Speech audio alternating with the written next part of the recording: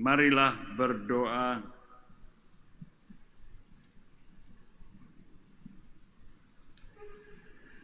Allah Bapa di surga, Engkau menghendaki agar kami semua selamat. Kami mohon berilah kami keberanian untuk menyangkal diri, memanggul salib kami sehari-hari. Masing-masing seraya terus berjalan mengikuti Putra-Mu, sebab Dialah pengantara kami yang bersama Dikau dalam persatuan Roh Kudus, hidup dan berkuasa Allah sepanjang segala masa. Amin.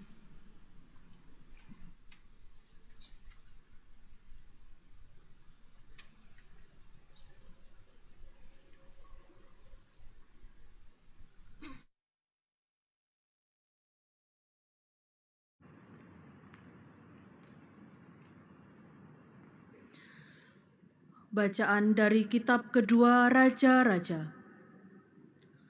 Pada suatu hari, Nabi Elisa pergi ke Sunem. Di sana, tinggallah seorang perempuan kaya yang mengundang dia makan.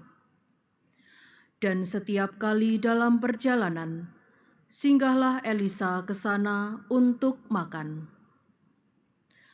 Berkatalah perempuan itu kepada suaminya, "Sesungguhnya aku sudah tahu bahwa orang yang selalu datang kepada kita itu adalah abdi Allah yang kudus. Baiklah kita membuat sebuah kamar atas yang kecil yang berdinding batu, dan baiklah kita menaruh di sana baginya sebuah tempat tidur, sebuah meja, sebuah kursi, dan sebuah kandil. Maka apabila ia datang kepada kita, biarlah ia masuk ke sana." Pada suatu hari, datanglah Elisa ke sana. Lalu masuklah ia ke kamar atas itu dan tidur di sana. Kemudian berkatalah Elisa kepada Gehasi hambanya, "Apakah yang dapat kuperbuat baginya?" Jawab Gehasi, "Ah, ia tidak mempunyai anak dan suaminya sudah tua." Lalu berkatalah Elisa, "Panggillah dia." Sesudah dipanggil, berdirilah perempuan itu di pintu. Maka berkatalah Elisa kepadanya, "Tahun depan, pada waktu seperti itu juga, engkau akan menggendong seorang anak laki-laki." Demikianlah sabda Tuhan.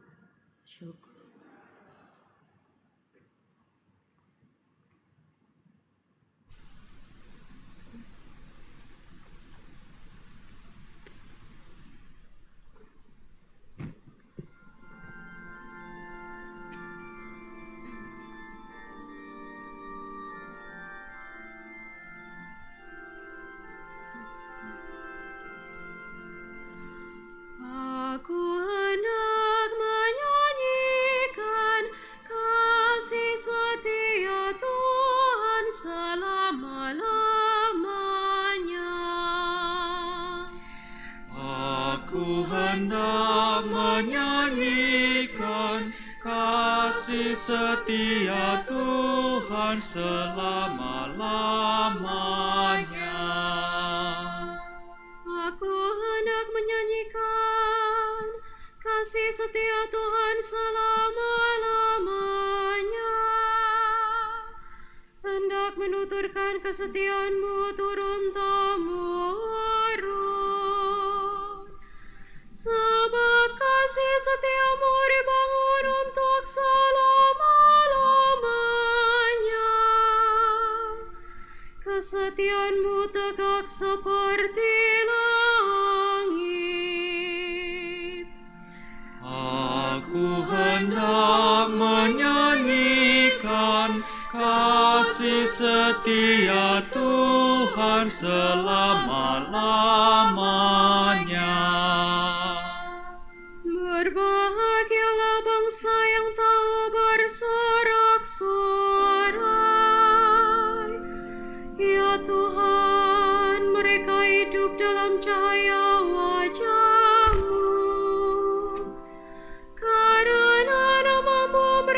bersorak-sorai sepanjang hari, dan karena keadilan-Mu mereka bermegah-megah.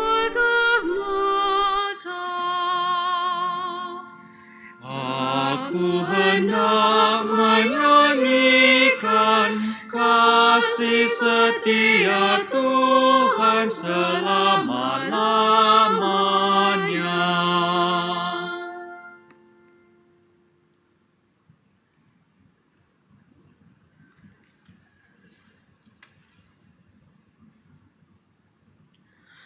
Bacaan dari surat Rasul Paulus kepada jemaat di Roma. Saudara-saudara, camkanlah, kita semua yang telah dibaptis dalam Kristus, telah dibaptis dalam kematian-Nya. Dengan demikian, kita telah dikuburkan bersama-sama dengan Dia oleh pembaptisan dalam kematian, supaya seperti halnya Kristus telah dibangkitkan dari antara orang mati oleh kemuliaan Bapa, demikian juga kita akan hidup dalam hidup yang baru. Jadi, jika kita telah mati dengan Kristus, kita percaya bahwa kita akan hidup juga dengan Dia. Karena kita tahu bahwa Kristus sesudah bangkit dari antara orang mati, tidak mati lagi. Maut tidak berkuasa lagi atas Dia. Sebab kematian-Nya adalah kematian terhadap dosa satu kali untuk selama-lamanya, dan kehidupan-Nya adalah kehidupan bagi Allah. Demikianlah hendaknya kamu memandangnya. Kamu telah mati bagi dosa, tetapi kamu hidup bagi Allah dalam Kristus Yesus. Demikianlah sabda Tuhan. Syukur kepada Allah.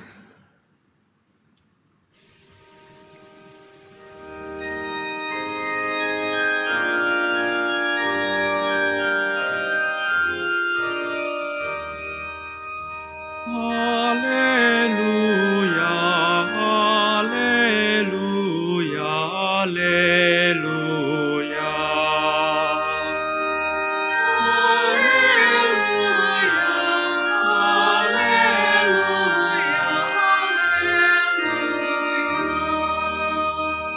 Kamulah bangsa yang terpilih, kaum imam yang rajawi, bangsa yang kudus. Kamu harus memaklumkan perbuatan-perbuatan agung Allah yang telah memanggil kamu keluar dari kegelapan untuk masuk ke dalam terang-Nya yang menakjubkan. Haleluya, haleluya, haleluya. Tuhan sertamu. Dan sertamu juga. Inilah Injil Yesus Kristus menurut Matius. Dimuliakanlah Tuhan.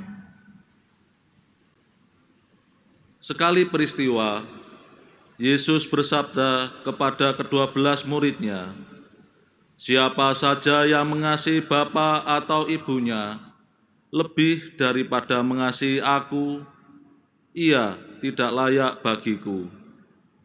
Dan siapa saja yang mengasihi putranya atau putrinya lebih daripada mengasihi aku, ia tidak layak bagiku.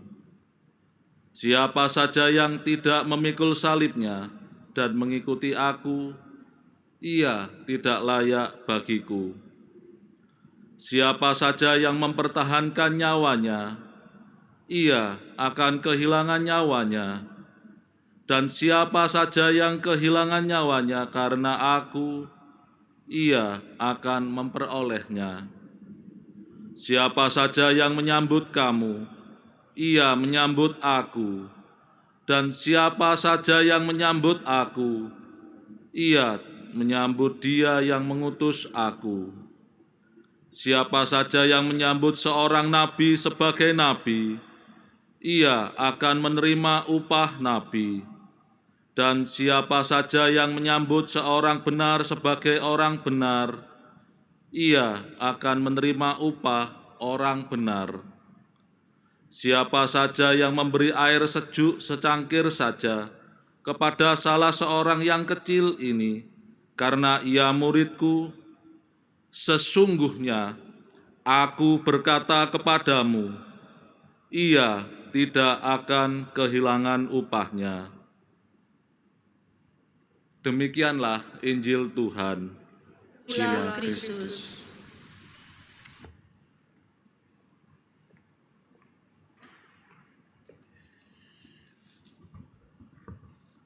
Saudara-saudara yang terkasih,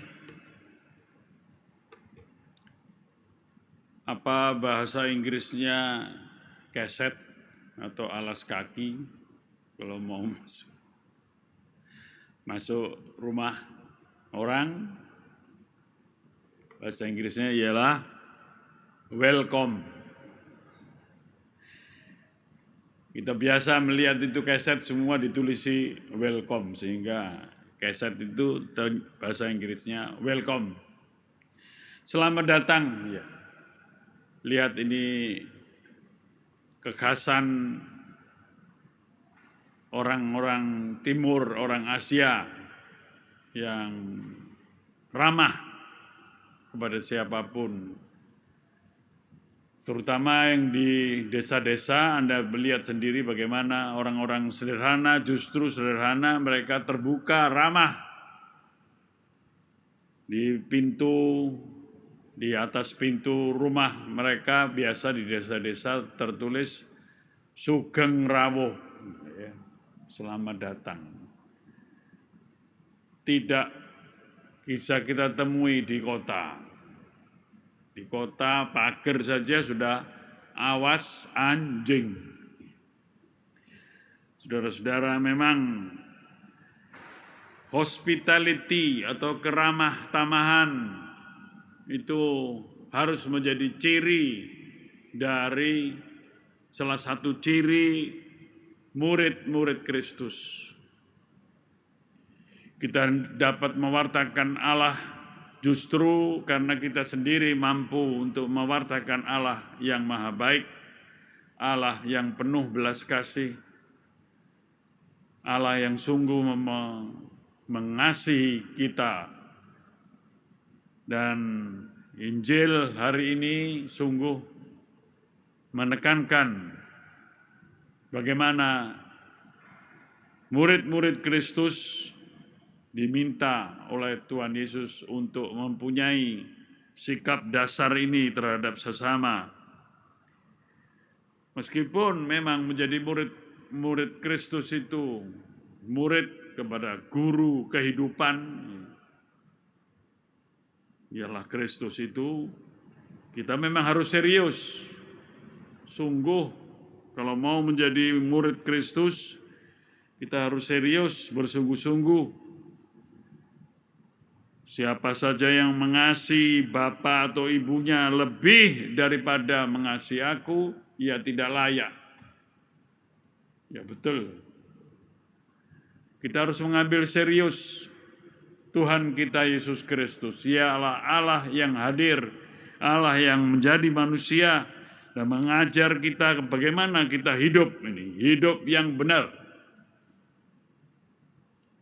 Bukan hanya hidup baik karena tidak jelas, tapi hidup yang benar. Ini yang diajarkan oleh Tuhan Yesus, hidup yang benar. Dalam rangka hidup bersama, Tuhan Yesus mengingatkan kita untuk menjadi murid-murid hidup kehidupan yang benar, yaitu terhadap sesama. Memang kita harus mempunyai keramah tamahan, menganggap orang lain bukanlah ancaman bagi kita. Memang kita harus menjadi orang yang serius untuk mewartakan menjadi murid-murid Kristus itu, bahkan dikatakan harus total. Siapa saja yang mempertahankan nyawanya, ia akan kehilangan nyawanya. Siapa saja yang kehilangan nyawanya karena aku, ia akan memperolehnya.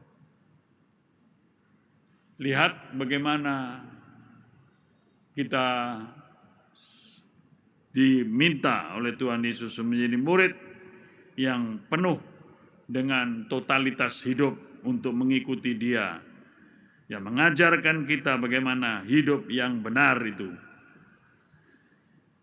Kalau kita sungguh mau menjadi murid-murid Kristus yang demikian itu, kita layak untuk disebut sebagai pengikut Kristus yang mewartakan kabar gembira keselamatan.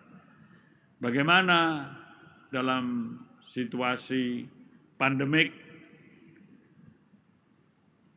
COVID-19 ini, tetap ada COVID atau tidak ada COVID, tetap sebagai murid-murid Kristus kita harus menunjukkan atau menyatakan keramah tamahan kita untuk mewartakan Kristus yang menjadi guru kehidupan kita. Secara khusus, mari kita lebih dalam masa pandemi ini tidak